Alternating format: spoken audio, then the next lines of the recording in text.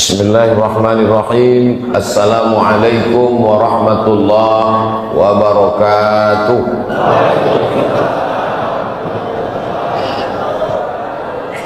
Alhamdulillah, wassalatu wassalamu ala rasulillah Sayyidina wa maulana Muhammad ibni Abdillah wa ala alihi wa sahbihi wa man tabi'ahu wa mawalah.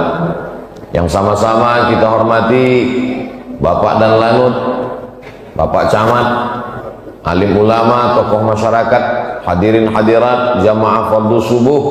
Semua yang hadir subuh ini mendapatkan pahala seperti sholat sepanjang malam. Yang ngomong bukan Abdul Somad. Hadis Nabi Muhammad SAW. Man shallas subha fi jama'atin, siapa yang sholat subuh berjamaah, faka'annama shallal laila kullah, dapat pahala seperti sholat sepanjang malam. Jadi kalau mau dapat pahala seperti sholat sepanjang malam, tahajudnya Nabi Muhammad SAW, istiqomah sholat subuh berjamaah. Mudah-mudahan kita sampai anak cucu kita sampai hari kiamat istiqomah sholat subuh berjamaah. Orang yang paling banyak dapat berkah hari ini di Makassar, di Maros, di Sulawesi Selatan, di Indonesia, di dunia ini, yang paling banyak dapat berkah adalah orang yang sholat subuh berjamaah. Sesuai dengan hadis Nabi SAW, Allahumma barik li ummati fi bukuriha, berikan berkah pada umatku pada orang yang paling awal bangun subuhnya. Jadi yang awal bangun jam 2 paling banyak dapat berkah. Yang bangun jam 3 banyak dapat berkah. Bangun jam 4 dapat berkah. Yang 5 dapat berkah. Bangun matahari sudah terbit, kencing setan di telinganya. Man nama, siapa yang tidur, walam yusalli, sampai tidak sholat subuh, balas syaitanu fi udhunih, kencing setan di telinganya. Menyediakan toilet setan bagi orang yang tidak subuh berjamaah. Padahal ini hari libur, hari Ahad libur, tapi Masjid Jami' Nurul Iman tetap ramai sholat subuh berjamaah. Padahal hari libur nih banyak orang yang balas dendam karena 6 hari bangun-bangun, hari ini tidak usah kita sholat subuh. Kenapa? Tanggal merah libur.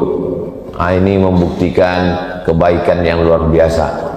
Subuh usahakan habis sholat subuh itu jangan keluar masjid. Kalau kebetulan ada ustadz ngaji, buat pengajian. Kalau ustadz tidak ada, baca kitab Riyadhus Shalihin. Ustadz Abdul Somad setiap Rabu subuh baca Riyadhus Shalihin di Pekanbaru, di Riau.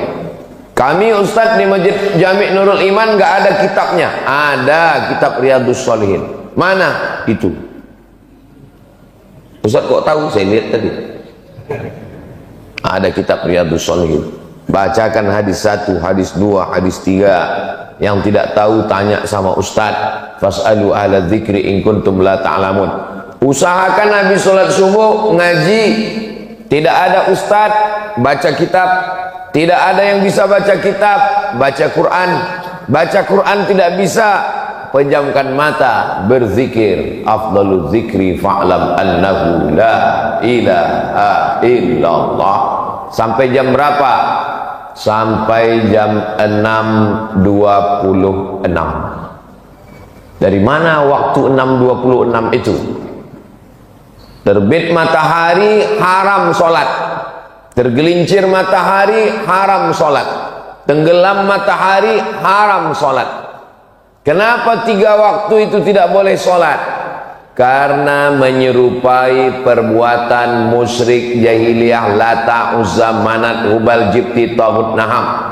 Makanya tenggelam matahari tidak boleh sholat menjelang tenggelam matahari sampai nampak merah di ufuk barat, barulah boleh, namanya sholat maghrib. Tergelincir matahari tidak boleh sampai masuk waktu zuhur, lebih kurang 10 menit sebelum waktu zuhur, sampai akhirnya azan zuhur baru boleh sholat. Nah, ketika terbit matahari ini jam berapa baru boleh sholat? Jam 6.26. Ustaz tahu dari mana di kota Makassar, di Maros jam 6.26 boleh sholat? Sudah tertulis di jam dinding. Usahakan masjid-masjid supaya jamaahnya jangan sampai salah. Ada syuruk 6:02, duha 6:26. Apa maksud syuruk 6:02? Berarti jam 6:02 terbit matahari, namanya syuruk. Saat matahari terbit kita tidak boleh sholat, karena itu waktu dipakai menyembah berhala. Lewatkan itu, maka dibuatnya duha 6:26, barulah boleh sholat. Sholat apa namanya? Kalau cukup 3 syarat, namanya sholat sunat isyraq. Waktu terbit matahari namanya syuruk, nama sholatnya isyraq. Syaratnya 3. Pertama, sholat subuh berjamaah. Nomor 2, jangan keluar masjid setelah sholat subuh, berzikir, baca Quran, pengajian. Yang ketiga, sampai terbit matahari. Jadi kalau sholatnya di rumah, atau tidak ke masjid, atau habis sholat pulang, tetap boleh sholat sunat jam 6.26. Kalau cukup 3 syarat, namanya sholat sunat isyraq. Kalau tidak cukup 3 syarat, namanya sholat duha. Jangan sampai pegawai kantor BUMN ngantri orang urusan di kantor sampai jam 9, jam 10, panjang antrian di bank, di kantor BUMN, kantor dinas. Tanya, kenapa ramai betul orang ngantri? Urusan Pak. Pegawainya mana? Pegawainya sholat duha di musola. Sholat duha hukumnya sunnah, melayani orang banyak hukumnya wajib, meninggalkan yang wajib gara-gara yang sunnah haram hukumnya. Makan duit negara, APBD, APBN, digaji per menit, per detik di kantor, makan duit haram. Maka sholat sunat duhanya kapan? 6.26 sudah boleh sholat duha. Sebelum berangkat kerja jam setengah 7, jam 7 sholat duha baru berangkat. Tapi katanya duha itu jam 8, jam 9, itu waktu afdal. Adapun waktu boleh jam 6.26 sudah boleh, tapi waktunya ini berubah-ubah sesuai dengan terbitnya matahari. Bagaimana kami bisa tahu nanti Ustaz Abu Somad sudah pulang, kami nggak tahu lagi jam berapa? Mudah saja, datang ke Masjid Jami' Nurul Iman, lihat sebelah kiri. Ini pendidikan yang baik. Terus kalau kami sholat sunat isyraq nanti pahalanya apa? Man sholat subha fi jama'atin, siapa yang sholat subuh berjamaah, summa qa'ada yadhkurullah, duduk berzikir mengingat Allah, hatta tatlu asyam, sampai terbit matahari. Jam 6.26 summa yusalli rak'ataini, sholat sunat isyraq 2 rakaat. Niatnya usalli sunnatal isyraq, pakai qaf, usalli sunnatal isyraq rak'ataini lillahi ta'ala, saya sholat sunat isyraq 2 rakaat lillahi ta'ala. Kanat lahu ka ajri hajjatin wa umrah, dapat pahala seperti ibadah haji dan umrah. Ini keringanan yang diberikan Allah. Saya tidak tahu di Makassar, di Maros, di Sulawesi Selatan berapa lama daftar tunggunya. Tapi kalau di Pekanbaru Riau, store 2024, berangkat 2050. Bagi saya yang sekarang umur 25 tahun ini, berarti umur 50 nanti baru berangkat. Bayangkan itu. Jangan kecewa, jangan bersedih, jangan berkecil hati. Kenapa? Sholat subuh berjamaah, duduk berzikir mengingat Allah sampai terbit matahari. 6.26 untuk waktu Masjid Jami' Nurul Iman Sulawesi Selatan. maka solat sunat 2 rakaat dapat pahala seperti haji dan umrah. Mudah-mudahan kita istiqomah insyaallah. Nah, jadi Allah itu maha pemurah. Jadi kalau ada orang mengatakan Tuhan itu tidak adil, saya tidak punya duit, tidak bisa pergi ke Makkah, ONH plus mahal. Saya dulu tidak tahu kenapa disebut dengan ONH plus. Ternyata setelah saya sekolah ke Mesir baru saya tahu. Plus itu artinya fulus. ONH fulus. Karena mahal biayanya. ONH biasa daftar tunggunya panjang. Tapi orang lupa Allah berikan keringanan. Salat subuh berjamaah, salat sunat 2 rakaat, mendapatkan pahala haji dan umrah. Ini Ustaz ngomong begini ada hadisnya? Ada. Di mana hadisnya? Dalam Sunan At-Tirmidzi. Siapa yang menulis kitab itu? Imam Abu Isa Ibnu Sawrah At-Tirmidzi. Itu hadisnya sahih atau tidak sahih? Hadisnya hadisun hasan. Nah, hasan kan tidak sahih. Sahih dengan hasan sepakat ulama boleh dijadikan sebagai landasan akidah, landasan hukum halal haram, dan landasan dalam beribadah. Maka jangan ragu tentang melaksanakan sholat sunat isyraq. Apakah nanti kita laksanakan sendiri-sendiri atau berjamaah? Sendiri-sendiri. Selesai saya tausiah, Bapak Ibu sholat sunat isyraq. Ketika Bapak Ibu sedang sholat sunat, saya pun pulang. Cuman di belakang nih nggak ada pintu nampaknya. Oh ada. Bapak Ibu yang dimuliakan Allah Subhanahu wa taala. Kira-kira kalau dalam sholat kita menyebut nama orang boleh atau tidak? Misalnya nama suaminya Mas Parno.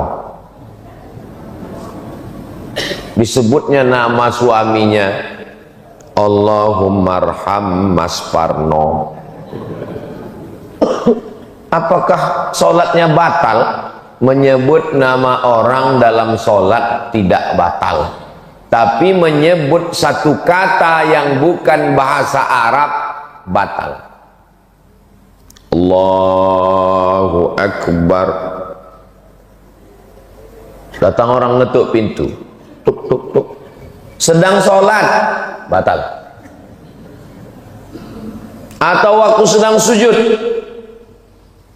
keluar dari mulutnya, luluskan PNS, batal.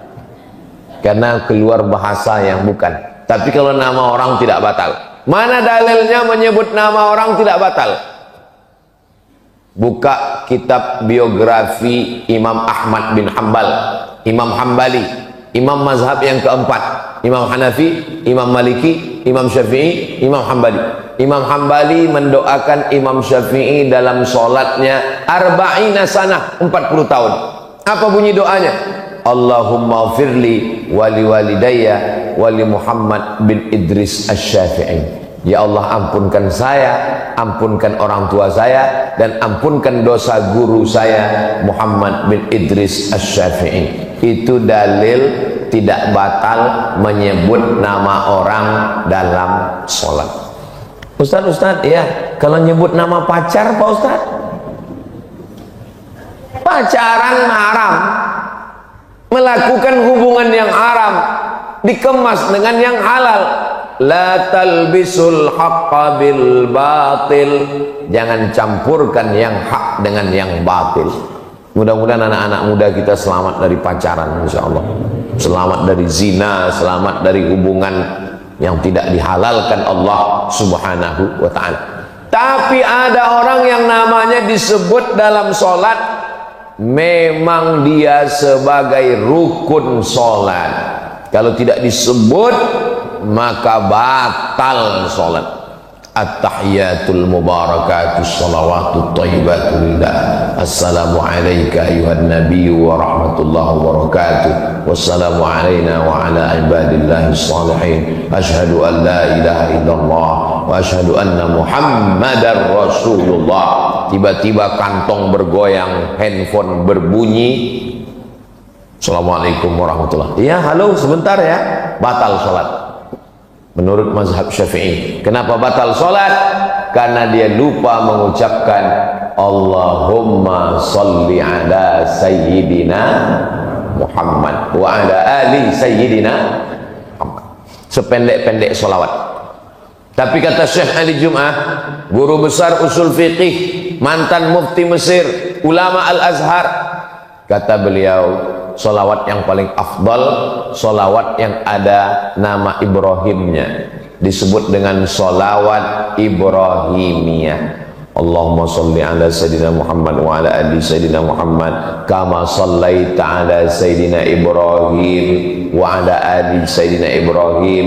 Allahumma barik ala Sayyidina Muhammad wa ala ali Sayyidina Muhammad kama barakta ala Sayyidina Ibrahim wa ala ali Sayyidina Ibrahim. 4 kali. Ustaz Abdul Somad masuk ke Masjid Jami' Nurul Iman, menyebut namanya sudah 12 kali. Kok 12 kali Ustaz? Masuk tadi tahiyatul masjid, Ibrahim, Ibrahim, Ibrahim, Ibrahim. Habis itu qabliyah subuh, Ibrahim, Ibrahim, Ibrahim, Ibrahim. Habis itu sholat subuh, Ibrahim, Ibrahim, Ibrahim, Ibrahim. Habis itu nanti sholat sunat isyraq, Ibrahim, Ibrahim, Ibrahim. Itu di dalam sholat. Bagaimana dengan di luar sholat?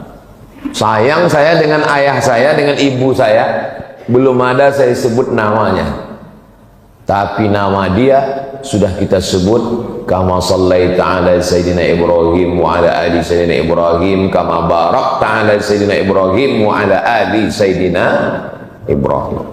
Nanti anak ibu nanya, mama, ya, kenapa Nabi Ibrahim itu disebut dalam sholat sampai 4 kali? Pokoknya dari mama kecil sudah begitu. Ayah, ya, kenapa yang disebut nama Nabi Ibrahim bukan nama Nabi Adam, bukan nama Nabi Idris, bukan nama Nabi Nuh, bukan nama Nabi Zakaria, bukan nama Nabi Yahya? Kenapa Ibrahim, Ibrahim, Ibrahim, Ibrahim? Kata Ustadz, jangan banyak nanya. Kalau banyak nanya nanti masuk neraka. Begitu cara membungkam anak-anak biar supaya dia nggak banyak nanya. Kalau anak bertanya, itu menunjukkan dia berpikir, maka usahakan untuk menjawab. Kalau belum bisa jawab, cari jawabannya di channel Ustadz Abdul Somad Official. Subscribe, like, share, and comment. Kenapa Nabi Ibrahim alaihissalam? Karena semua agama samawi ketemu pada titik Ibrahim alaihissalam. Samawi diambil dari kata sama. Sama artinya langit. Agama yang diturunkan dari langit, yang dibawa oleh Nabi, disebut dengan samawi. Nabi Ibrahim punya anak namanya Ishak. Ishak punya anak namanya Yakub. Yakub punya anak namanya Yusuf. Yusuf punya saudara namanya Imran. Imran punya anak cucu keturunan namanya Musa.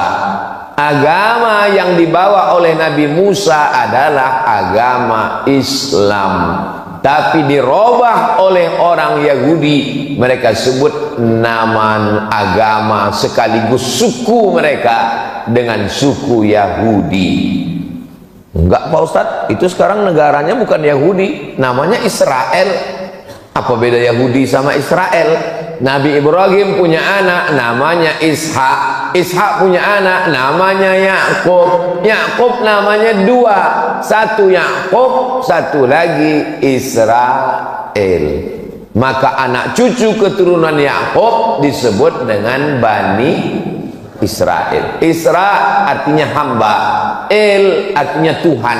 Israel hamba Tuhan. Asli nama itu bagus, cuman anak cucunya tidak bagus. Israel, hamba Tuhan. Bahasa Arabnya Abdul Somad. Abdul itu hamba, Somad itu Tuhan. Jadi nama saya ini kalau Israel. Tapi jangan nanti gara-gara ini ada yang hamil, mohon maaf, punya anak. Pak Ustadz, siapa kasih nama anak saya? Israel. Nanti dia diserang Palestina. Maka disebut dengan Bani Israel. Kalau Yahudi, Nabi Ibrahim punya anak namanya Ishak. Ishak punya anak namanya Yakub. Yakub punya anak namanya Yusuf. Yusuf punya saudara seibu sebapak namanya Yahuza. Cucu cicit keturunan Yahuza disebut dengan Yahudi. Insya Allah Pak Ustadz, nanti saya jelaskan di rumah di anak saya.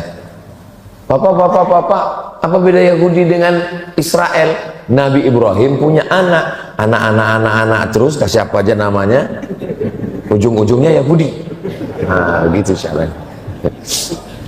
Lalu kemudian Nabi Ibrahim punya anak namanya Ishak.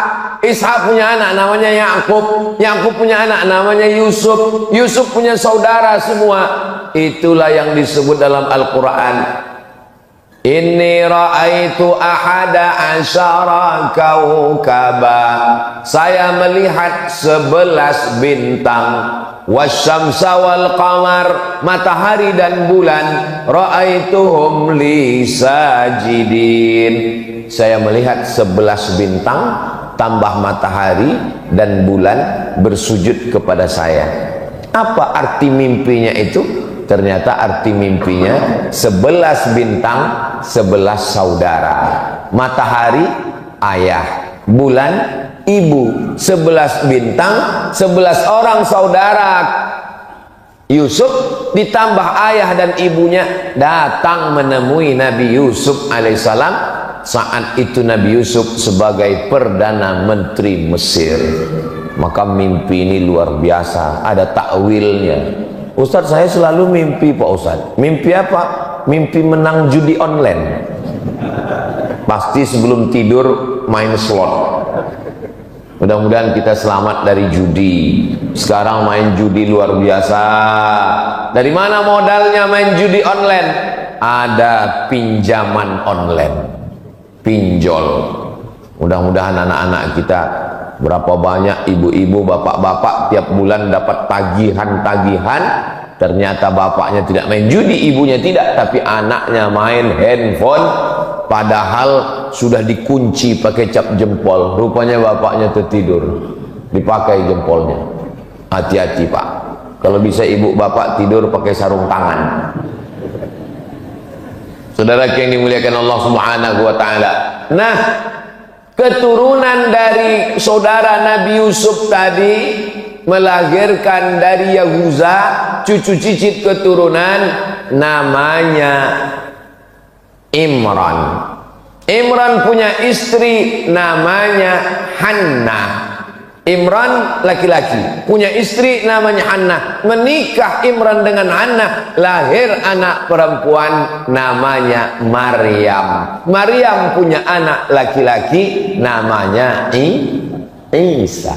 Jadi Isa dengan Musa ketemu pada titik Ibrahim alaihissalam. Lalu Nabi Muhammad SAW dari jalur mana? Nabi Muhammad juga keturunan Nabi Ibrahim, tapi bukan dari jalur Ishak, tapi Nabi Muhammad dari jalur Ismail.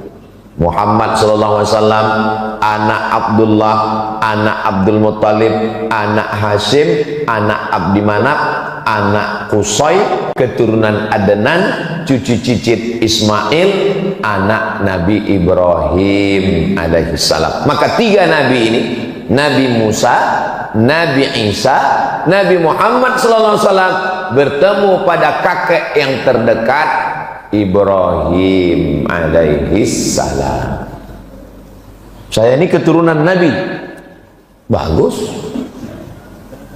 Ustaz Somad keturunan Nabi. Saya keturunan Nabi. Nabi apa? Nabi Adam.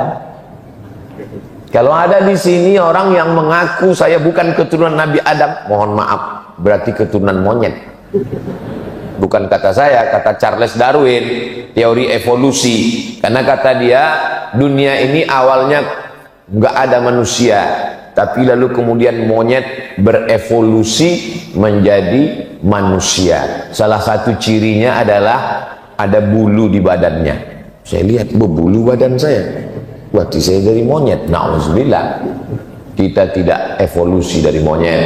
Justru monyet itulah yang berasal dari manusia. Ketika disuruh Allah untuk mencari ikan hari Sabtu, wahai Bani Israel, kamu mau beribadah hari apa? Pilih. Senin, Selasa, Rabu, Kamis, Jumat, Sabtu. Pilih, mau ibadah hari apa? Kata orang Yahudi, kami mau beribadah hari Sabtu ya Tuhan. Hari Sabat namanya. Lalu kemudian pada hari Sabtu banyak ikan datang. Wa yauma la yasbituna la ta'tihim. Pada hari Sabtu banyak ikan, di hari yang lain enggak ada ikan. Mereka pun sibuk mencari ikan pada hari Sabtu sampai lupa beribadah. Allah murka dan marah. Apa kata Allah? Kunu qiradatan khasiin. Berubahlah kamu menjadi monyet. Karena Allah Subhanahu wa taala murka.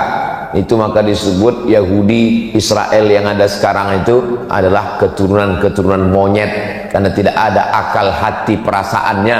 Tadi di mobil saya mau kemari, saya buka internet, gambar jenazah-jenazah anak-anak kecil korban dari serangan Israel ke Palestina. Mudah-mudahan Allah menolong saudara kita di Palestina. Saudara yang dimuliakan Allah Subhanahu wa taala. Itulah jawaban kenapa nama Nabi Ibrahim disebut. Bukan sekedar menyebut nama Nabi Ibrahim, tapi mengambil pelajaran dari Nabi Ibrahim. Ada seorang laki-laki namanya Azar.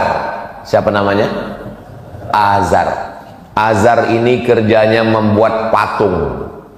Patung dibuat, dijual. Semua patung-patung yang disembah oleh masyarakat Babilonia, Babel. Dalam Quran disebut daerah itu Bibabila, Babel. Nanti kita kalau ditanya Babel itu di mana? Babilonia, Irak. Bukan Babel Bangka Belitung.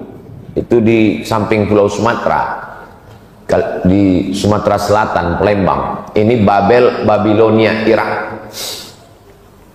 Di Irak ini mereka menyembah berhala, patung-patung. Dan patung itu yang membuatnya, tukang buatnya namanya Azar. Azar punya anak laki-laki namanya Ibrahim. Diabadikan nama Azar dalam Al-Quran. Wa idh qala Ibrahimu li abihi Azara. Ingatlah ketika Ibrahim berkata kepada bapaknya Azar, atattakhidhu asnaman alihah. Mengapa engkau membuat patung berhala menjadi Tuhan? Azar ngamuk. La illam tantahi, kalau kau tidak berhenti menceramahi aku, mendakwahi aku, melarang aku buat patung, nyembah patung, la arjumannaka, ku lempar kamu pakai batu sampai mati. Wahjurni maliya, tinggalkan aku. Ibrahim, jangan ceramahi saya. Kalau kamu tetap menceramahi saya, mendakwahi saya, la arjumannaka, saya rajam kamu, saya lempar kamu pakai batu sampai mati. Wahjurni maliya, tinggalkan saya. Nabi Ibrahim orangnya lembut. Apa kata Nabi Ibrahim? Sa'astaghfiru laka rabbi, aku akan memintakan ampun kepada Allah untukmu. Innahu kana bi hafiya. Allah mengampunkan segala dosa-dosa saya, dan Allah dekat dengan saya. Allah mengabulkan doa saya. Ini pelajaran bagi pemuda hijrah, anak-anak muda yang taubat, tergabung dalam biker subuhan, anak-anak muda yang hijrah taubat, membuat komunitas. Rata-rata pertanyaan mereka mirip nasibnya macam Nabi Ibrahim. Assalamualaikum Ustadz. Waalaikumsalam. Boleh nanya Pak Ustadz? Boleh. Apa pertanyaannya? Di mana Pak Ustadz? Ayah saya nggak sholat. Tenang adik-adik, nasib kalian macam Nabi Ibrahim. Belum ada apa-apanya itu. Nabi Ibrahim punya ayah bukan sekedar nggak sholat, tukang cetak batu berhala. Bayangkan, semua patung-patung berhala yang disembah orang kafir musyrik, tertulis di tengkuknya made in Azar. Dia punya percetakannya. Itulah ayah Ibrahim. Tapi dia tetap beradab, sopan santun. Dia tidak mengatakan Azar kafir, penghuni neraka jahanam. Makanya jangan kalian mentang-mentang udah ngaji, udah hijrah, udah tobat, udah sholat, pulang ke rumah panggil ayah sama ibu yang belum sholat, ya ayyuhalladzina kafaru. Mana adabmu? Mana sopan santunmu? Jangan ajari ayahmu bicara, jangan ajari ibumu berkata-kata. Kenapa? Karena kau pandai bicara, mereka yang mengajarmu. Anak tidak pernah tua di depan mata orang tua. Saya ustadz, tamat Mesir, tamat Maroko, pulang ke rumah, tapi di depan ayah ibu saya tetaplah anak kecil yang baru pandai berbicara. Tidak pernah saya ceramahi orang tua saya. Ingat saya almarhumah emak saya pulang dari musola, dekat rumah saya ada musola kecil namanya musola Al-Makmur. Apa kata dia? Tadi ustadz kami ceramah di musola, Mat. Kata dia bagus puasa di bulan Rajab ini. Dia suka puasa bulan Rajab, sudah tua, umurnya 70-an. Saya bilang, mak jangan puasa bulan Rajab, nanti lemah di bulan Ramadan. Bulan Rajab itu puasanya puasa bulan haram, bagus, tapi jangan terus puasa bulan Rajab, tidak baik bagi kesehatan. Ustadz kami tadi yang ngomong, hebat ustadz kami itu, man. Jadi bagi dia lebih hebat ustadz dia yang di musola daripada saya. Dia pergi umroh, pembimbingnya Ustadz Yurnalis namanya di kota Pekanbaru, dengan Ustadz Mawardi Muhammad Saleh namanya di kota Pekanbaru. Pulang dia umroh, dia kasih tahu ke saya, aku umroh tadi, man, hebat pembimbing kami itu. Kira-kira kau bisa nggak ceramah macam dia ya? Di depan mata orang tua, anak tetaplah anak kecil yang belum bisa apa-apa. Maka jangan pernah menceramahi orang tua. Kenapa? Karena kau serius, mereka melihatmu lucu. Lucu kau ya, anak kecil udah pandai ceramah kata dia. Maka doakan mereka berakhlakul karimah, belikan dia kain sarung, belikan dia peci, belikan dia tasbih, ibu belikan dia mukena, berikan dia hadiah, doakan dia tengah malam, teteskan air mata, munajat kepada Allah, berlemah lembutlah kepada dia. Jangan sampai ibumu, ayahmu berkata, dulu kusangka kalau anakku hijrah ngaji dengan Ustadz Abdul Somad dia jadi baik, sekarang malah kurang ajar. Memang betul ternyata Ustadz Somad itu Ustadz radikal.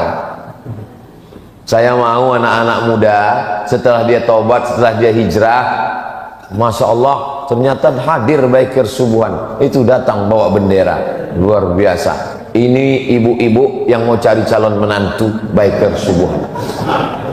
Baiker Subuhan ini hebat, Bu. Subuh ke masjid, subuh aja, yang lain enggak. Maksudnya sholat yang paling berat kan sholat subuh, ngelawan kantuk, ngelawan tidur, malam libur, nongkrong anak-anak sampai payah bangun. Mereka subuh aja datang ke masjid, apalagi zuhur, asar, maghrib, isya. Mudah-mudahan anak-anak kita semuanya selamat dari narkoba, selamat dari zina, selamat dari riba, selamat dari LGBT, selamat dari pacaran, punya komunitas dengan kawan-kawan yang baik-baik dan istiqomah iman Islamnya insyaallah. Jangan pernah ibu bapak berhenti mendoakan Rabbi habli minas sholihin, Rabbi habli minas sholihin. Pelajaran yang pertama dari Nabi Ibrahim, menghadapi orang terdekat dulu. Nabi Muhammad SAW orang terdekat juga. Ayahnya memang meninggal, tapi saudara kandung ayahnya namanya Abdul Uzza. Nama kakeknya Abdul Muttalib. Nama ayahnya Abdullah. Nama pamannya Abdul Uzza. Tapi nama pamannya Abu Lahab, Pak Ustadz. Itu nama kerennya.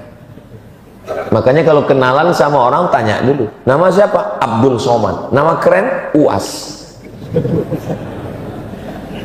Jangan sampai nanti pulang ke rumah kelahi sama orang. Siapa yang ceramah di Masjid Jami' Nurul Iman tadi? Uas. Enggak, Abdul Somad. Sama itu juga orang.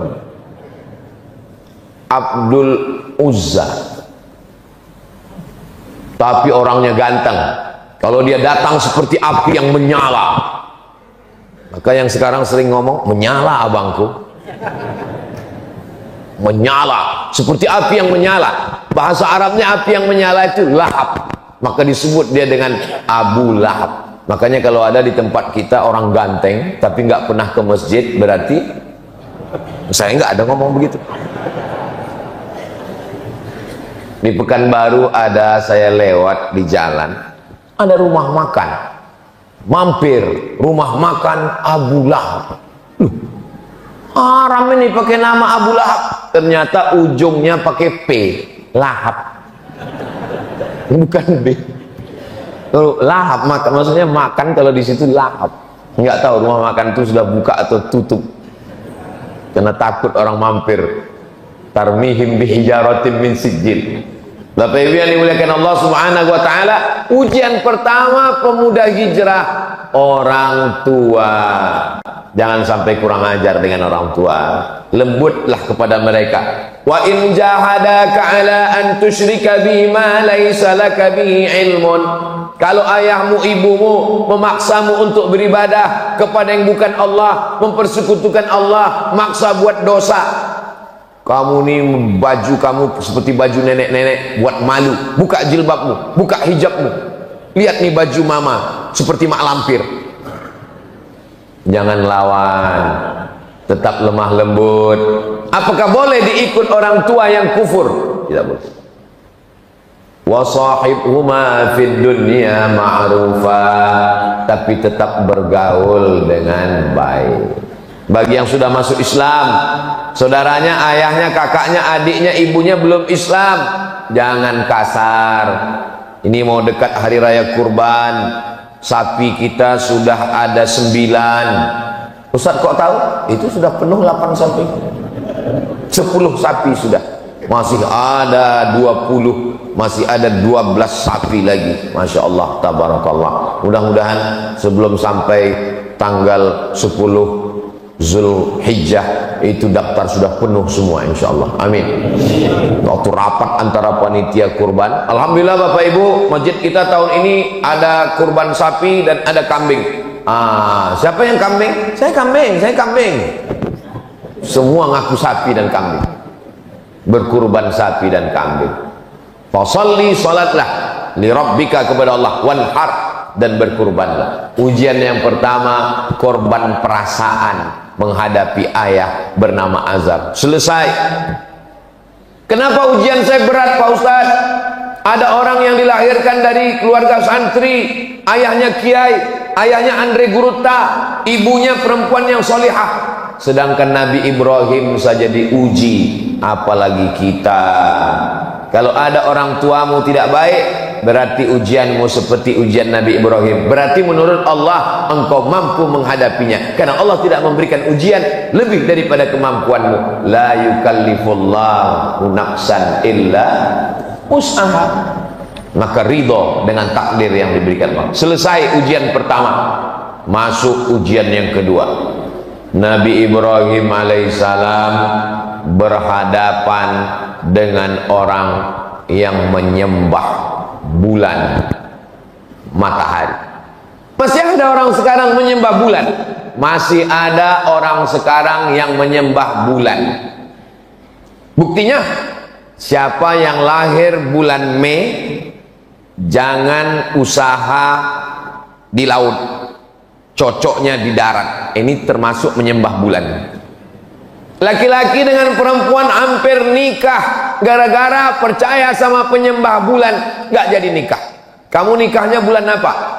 Saya bulan Anu. Oh, ini bintangnya Pisces, ikan. Kamu lahir bulan apa? Saya bulan April. April Taurus, kambing. Kambing nggak cocok dengan ikan. Nanti masuk angin gembung mati. Batal nikah hanya gara-gara percaya pada penyembah bulan dan bintang. Namanya astrologi. Tapi katanya bagus belajar tentang matahari. Yang bagus itu astronomi, ilmu falak. Sedangkan yang sesat itu astrologi, percaya kepada perbintangan.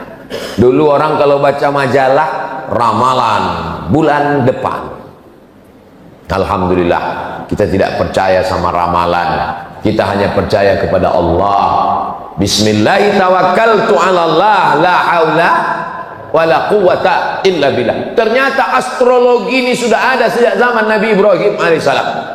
Nenek moyang kita menyebutnya dengan ilmu nujum. Nujum diambil dari kata najam. Allah bersumpah dalam Al-Quran, wan najmi idza hawa, demi najam. Najam artinya bintang, nujum bintang-bintang. Ilmu nujum, ilmu yang mengkaji tentang bintang-bintang, dikaitkan dengan nasib manusia.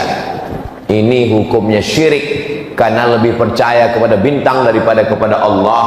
meniadakan kuasa Allah. Yang berkuasa adalah planet bintang-bintang.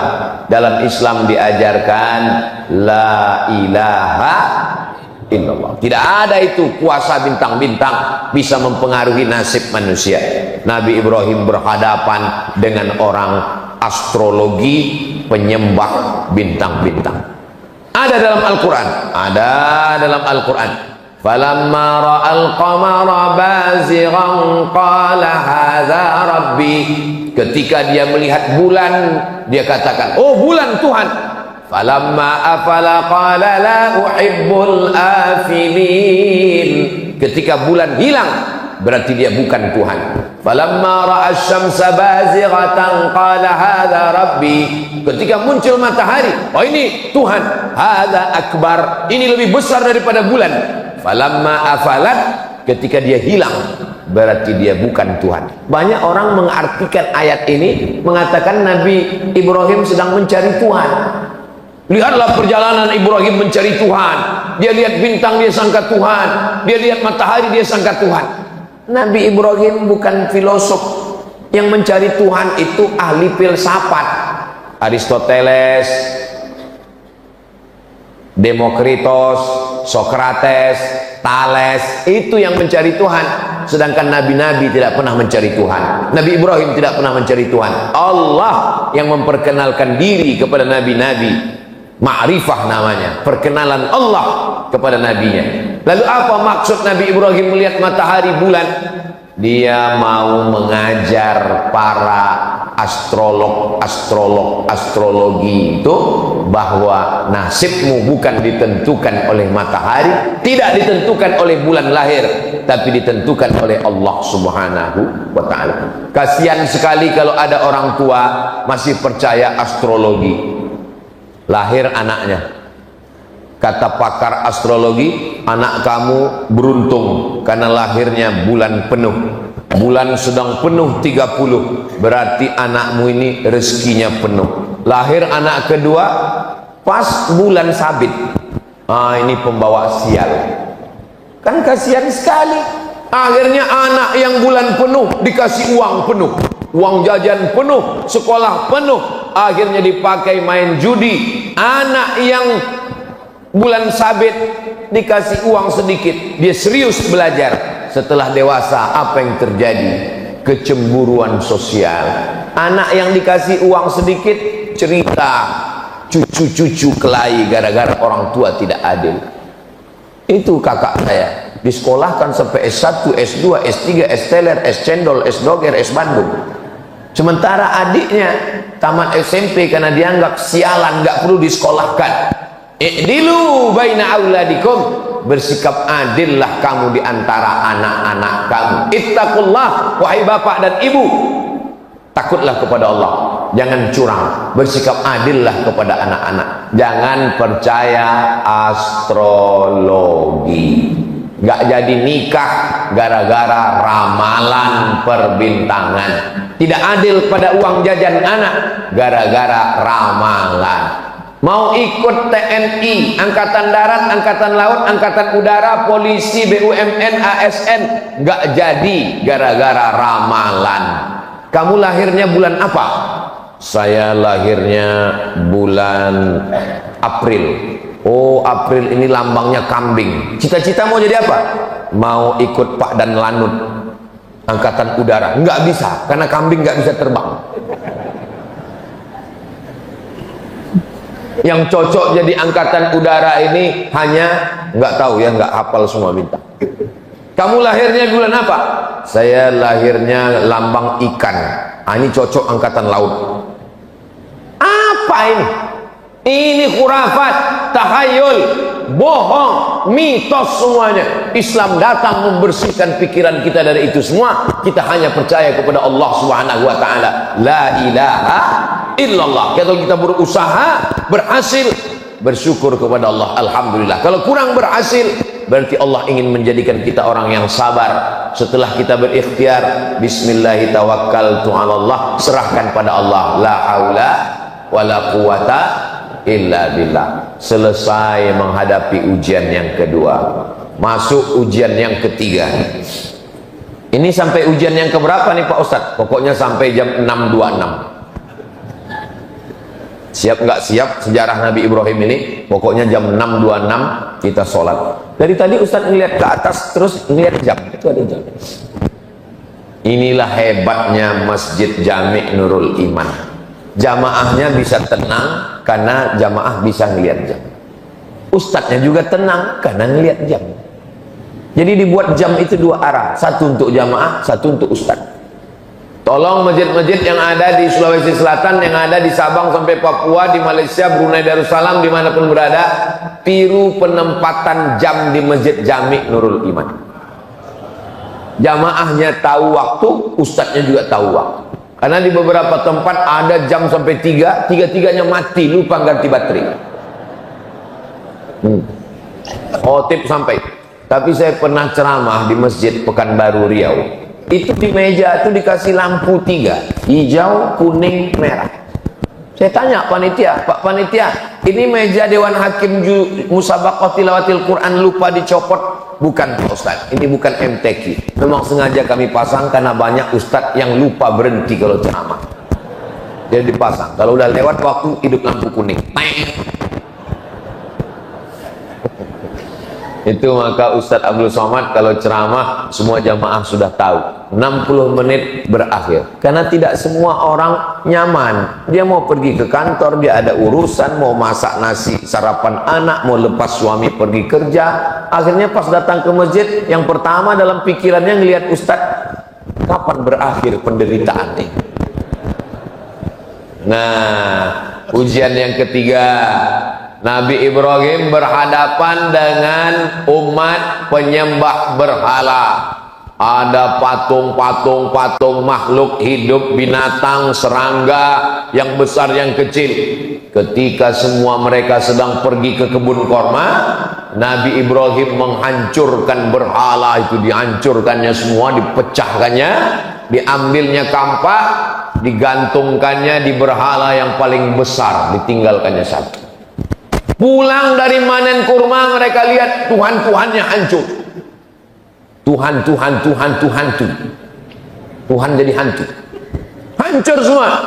Maka mereka pun memanggil Nabi Ibrahim. Diabadikan dalam Al-Quran. A'anta fa'alta hadza bi alihatina ya Ibrahim. Apakah engkau yang menghancurkan Tuhan-Tuhan kami ini wahai Ibrahim? Nabi Ibrahim menjawab dengan logika akal. Apa kata Nabi Ibrahim? Bal fa'alahu kabiruhum hadza. Yang melakukan ini adalah patung yang paling besar. Kalau nggak percaya, fas'aluhum in kanu yantiqun. Tanyalah yang kecil-kecil ini kalau mereka bisa bicara. Padahal jelas yang menghancurkan itu Nabi Ibrahim.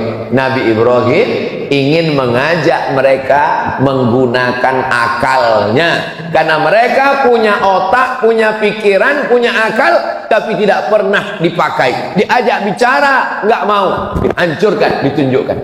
Rupanya orang, kalau sudah, Masya Allah, jazakumullah, terima kasih Ustaz. Anak gadis duduk tersenyum. Duduk tersenyum di tengah malam. Kalau sudah datang air minum, ceramah bisa jadi 2 jam. Sampai mana tadi ceritanya? Hancur berhala-berhala, ditangkap Nabi Ibrahim, dieksekusi, dipersekusi. A'anta fa'alta hadza bi alihatina? Engkau yang sudah menghancurkan Tuhan kami? Nabi Ibrahim jawab dengan slow, bal fa'alahu kabiruhum hadza. Yang menghancurkan ini patung yang paling besar. Fas'aluhum in kanu yantiqun. Mereka lah, kalau kamu tidak percaya tanya. Rupanya orang, prinsip manusia dari sejak zaman Nabi Ibrahim, kalau kalah otak, mereka akan pakai otot. Kalah otaknya, buntu, mereka pakai otak, ngadu ke raja. Rajanya Namrus. Raja Namrus mengumpulkan bala tentara, nyalakan api, bakar Ibrahim, karena dia sudah mengganggu stabilitas keamanan nasional. Akhirnya dinyalakan api unggun, harriquhu, bakar dia. Saat mereka membakar Nabi Ibrahim alaihissalam, Allah berkata kepada api, ya nar, wahai api, kuni bardan, jadilah engkau sejuk, wasalaman, dan selamat, ala Ibrahim, sejuk dan selamat engkau bagi Ibrahim. Nabi Ibrahim keluar dari api unggun dalam keadaan sejuk, dingin, dan selamat. Inilah doa yang selalu dibaca jamaah ketika menunaikan haji ke Baitullah. Ustaz Somad, ya, ini kabarnya di Makkah sedang cuaca musim panas 40 derajat Celcius. Tolong ajarkan saya doa biar supaya dingin di sana Pak Ustaz. Ya narukuni bardan wasalaman ala Ibrahim, ya narukuni bardan wasalaman ala Ibrahim, ya narukuni bardan wasalaman. Pulang haji, gimana? Alhamdulillah Pak Ustaz, selama di Makkah dingin, selama di Madinah dingin. Nggak lama temannya yang satu kloter cerita, memang dingin Pak Ustaz karena dia nggak pernah ke masjid. Jadi hotel terus. Jangan menghukumi orang pulang haji melihat bentuk fisik. Siapa yang pulang haji wajahnya gemuk dan putih, itulah hajinya mabrur. Kalau kurus dan hitam, itu hajinya mardud. Begitu pulang langsung pakai hukum fisik, nampak ada yang gemuk putih, ini mabrur. Rupanya makan tidur di hotel. Ada yang naik bis dari Aziziyah mengejar kurus, kena panas. Ini sebenarnya mau membela diri saya yang kurus dan hitam. Saudara yang dimuliakan Allah Subhanahu wa ta'ala, Nabi Ibrahim berhadapan dengan orang tua, sudah. Berhadapan dengan penyembah bintang-bintang, sudah. Berhadapan dengan penyembah berhala, sudah. Berhadapan dengan penguasa yang zalim membakar dengan api, sudah. Sudahkah selesai ujian Nabi Ibrahim? Belum, karena kita masih jam 6:12. Ujian Nabi masih ada lagi. Kenapa Ustaz kaitkan ujian dengan waktu? Selama waktu masih ada, maka ujian tidak akan pernah berhenti. Siapa yang mau berhenti ujian, maka habiskanlah waktu. Maksudnya mati. Selama masih ada hayat di kandung badan, selama napas masih berhembus, selama ruh masih bersemayam dalam jasad, selama kita masih hidup, ujian tidak pernah selesai. Ustaz, di pondok ini banyak sekali ujian. Nanti kayaknya kalau sudah keluar pondok nggak ada ujian. Ternyata ujian lebih sulit. Ujian apa? Skripsi. Nanti kalau selesai S1 ini kayaknya nggak ada ujian. Ternyata ujian lebih besar. Apa? Tesis S2. Nanti kalau selesai S2 nampaknya nggak ada ujian. Ternyata ujian lebih tebal. Disertasi doktor. Nanti kalau sudah doktor nggak ada ujian, ternyata ujiannya lebih panas telinga. Tetangga nanya, kapan nikah? Nampaknya nanti kalau sudah nikah nggak ada lagi ujian, ternyata ujiannya memancing kemarahan emosi. Tetangga nanya, istrinya sudah hamil apa belum? Ternyata nanti kalau sudah punya anak, nampaknya saya ini sudah nggak ditanya-tanya orang lagi. Ditanya orang, Ustadz kok nggak punya anak perempuan? Siapa itu? Saya, anak saya laki-laki. Selalu di komen orang, mudah-mudahan Ustaz punya anak perempuan ya. Lalu kapan ujian ini berakhir? Mati. Selesai. Kalau udah mati barulah kita nggak diuji. Kalau sudah mati nggak diuji juga. Marabbuka. Hidup adalah ujian. Berani hidup, berani menghadapi ujian. Takut menghadapi ujian, jangan hidup. Takut hidup, mati saja. Boleh untuk update status pagi. Bagi adik-adik yang punya usaha baju kaos, boleh tulis berani hidup, berani menghadapi ujian.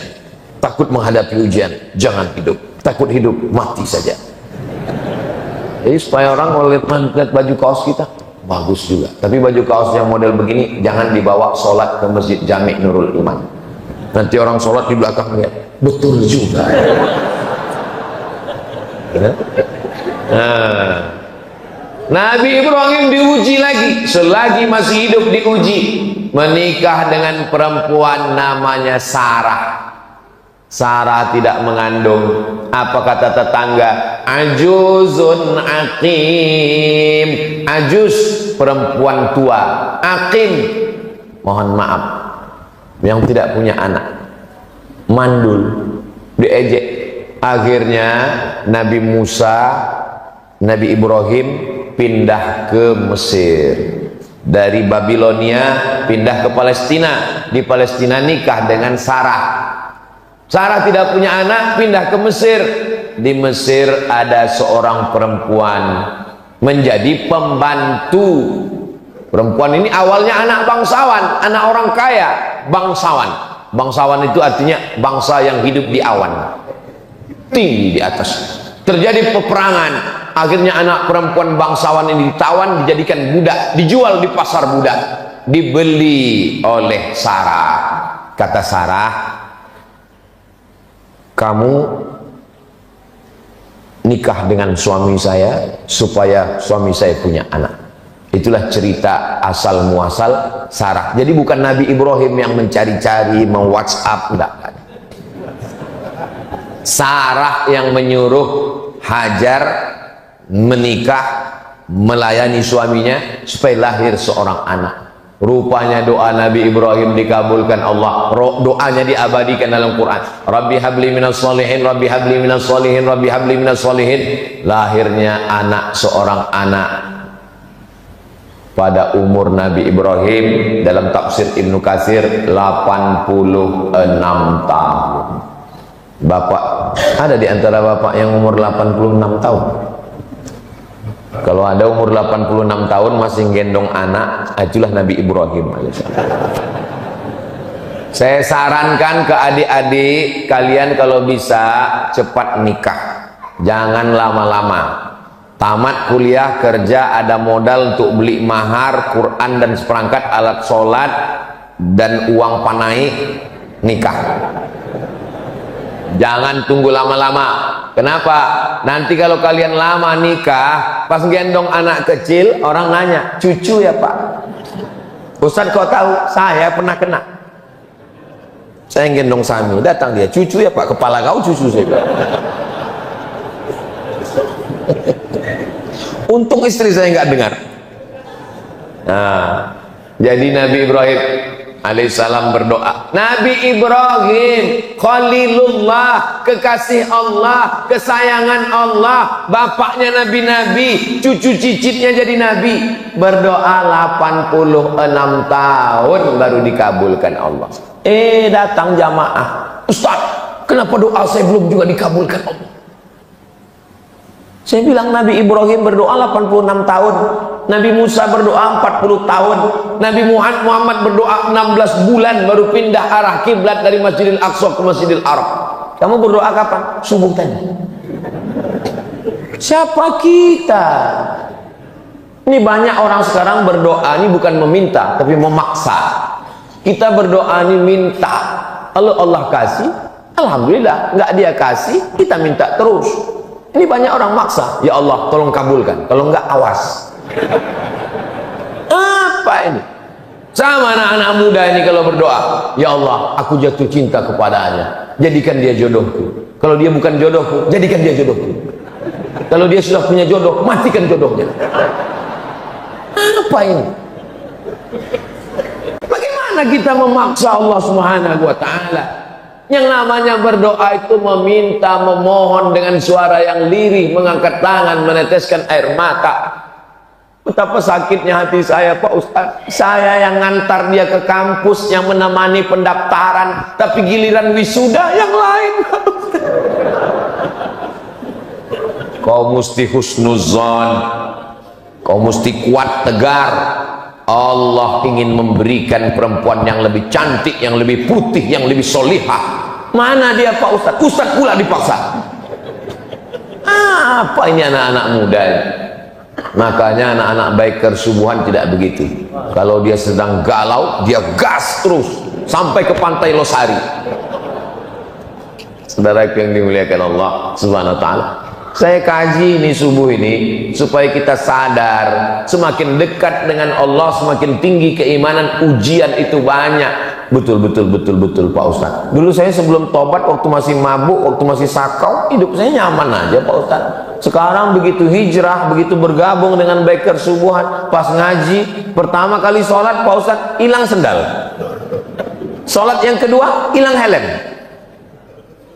Allah mau menguji imanmu, membersihkan dosamu di masa lalu, mengangkat derajatmu. Ujian-ujian itu 3 kemungkinan. Yang pertama, menghapuskan dosa. Yang kedua, mengangkat derajat. Yang ketiga, Allah Ta'ala ingin membuat kita satu level tempat tertinggi, namanya ridha. Semua umat Islam masuk surga, tapi tidak semua mendapatkan ridha Allah. Kalau dapat surga belum tentu dapat ridho, tapi kalau dapat ridho pasti dapat surga. Makanya kita berdoa tidak minta surga duluan, minta ridho. Allahumma inna nas'aluka ridhoka wal jannah. Ridho dulu baru surga. Dari rukun Yamani ke Hajar Aswad, Allahumma inna nas'aluka ridhoka wal jannah. Ketika saya minta, ya Allah, berikanlah kami ridha. Semua ibu-ibu bilang amin. Ada satu ibu-ibu diam aja. Ditanya sama kawannya, kau kok nggak bilang amin? Aku sudah dapat ridha. Dari mana kau tahu dapat ridha? Suamiku namanya Mas Ridho. Nama adalah doa. Jadi kalau ibu kasih nama anak namanya ridha, dia ingin supaya dia ridha menerima segala ketetapan Allah, segala yang baik yang buruk. Makanya rukun iman itu kan ada 6. Antu'mina bil qadari, beriman kepada takdir, khairihi wa syarrihi, yang baik dan yang buruk. Oh, jadi takdir itu ada 2 Pak Ustadz? Iya, takdir baik dan takdir buruk.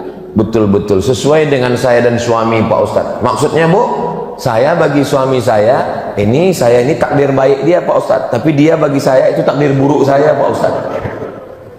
Allah Subhanahu wa Ta'ala mempertemukan kalian di tempat yang baik, dalam majelis yang baik, dengan cara yang baik, supaya kita mendapatkan kebaikan-kebaikan. Nabi Ibrahim tidak pernah lepas daripada ujian. Sudah punya anak, apa kata Allah Subhanahu wa Ta'ala? Antarkan anakmu ke Baitullah, dari Masjidil Aqsa ke Masjidil Haram. Jaraknya 1500 km, naik unta menyeberang lautan gurun pasir. Umur Nabi Ismail, kata Imam Al-Qastullani, Imam Badruddin Al-Aini dalam syarah Sahih Bukhari, wa umruhu sanataini, umur Nabi Ismail 2 tahun. Umur 2 tahun, umur lagi-lagi lucu-lucunya, lagi sayang-sayangnya, disuruh Allah pisahkan dia ke Baitullah. Ditinggalkan Nabi Ibrahim lah anaknya itu di samping Ka'bah. Diabadikan dalam Quran. Askantu min dzurriyyati, aku tinggalkan anakku Ibrahim fi wadin, Ismail fi wadin, di sebuah lembah, ghairi dzi zar'in, tidak ada tanaman, kering kerontang, panas menggigit, inda baitikal muharram. Lihat adab Nabi Ibrahim. Enggak ada Nabi Ibrahim berdoa, ya Allah teganya engkau. Enggak ada. Apa kata Nabi Ibrahim? Kutinggalkan anakku di lembah yang tak ada tanaman, di samping Baitullah yang mulia. Enggak ada dia katakan tolong jaga dia ya Allah. Enggak, adabnya kepada Allah. Dia hanya bercerita kepada Allah, dia ingin anak itu dijaga oleh Allah Subhanahu wa Ta'ala. Setelah anak itu diletakkannya di samping Ka'bah, Nabi Ibrahim naik ke atas untanya mau pulang ke Palestina. Hajar memegang ujung jubah Nabi Ibrahim. Apa kata Hajar? Allahu amaraka bihadza, apakah Allah yang menyuruh engkau melakukan ini wahai Ibrahim? Kenapa Hajar bertanya itu? Hajar ingin meyakinkan, ini yang nyuruh ini Allah atau istri pertama? Apa kata Hajar? Allahu amaraka bihadza, apakah Allah yang menyuruh engkau melakukan ini wahai Ibrahim? Apa kata Nabi Ibrahim dengan satu kata? Naam, iya. Hajar melepaskan ujung jubah Ibrahim. Apa kata Hajar? Idzan lan yudayyi'ana, Kalau Allah yang menyuruh, dia tidak akan menyia-nyiakan kami di sini. Yang meninggalkan kami engkau pencari rezeki, yang bersama kami di sini pemberi rezeki. Lalu apa yang kami ragukan? Hajar perempuan yang tegar, perempuan yang luar biasa. Hajar ketika ditinggalkan bukan nangis, Ibrahim. Perempuan yang tangguhlah yang melahirkan anak tangguh luar biasa bernama Ismail alaihissalam. Makanya di balik laki-laki yang hebat ada dua perempuan yang hebat. Jangan tunggu dulu. Cepat aja. Maksudnya dua itu maksudnya ibu dan istri, itu maksudnya. Ini orang ini udah lain aja nih, Bu. Nampak? Di balik Nabi Ismail yang hebat ada dua perempuan yang hebat, ibunya dan istrinya melahirkan orang-orang yang hebat. Nabi Ibrahim hebat, dua perempuan yang hebat, ibunya solihah, nama ibunya Umailah, dan istrinya perempuan yang baik-baik. Itu maka kita selalu menyebut keluarganya Ali Ibrahim wa ala Ali Ibrahim. Ali artinya keluarga, tidak hanya Ibrahim tapi juga keluarganya yang baik-baik. Selesaikah ujian Nabi Ibrahim? Belum selesai.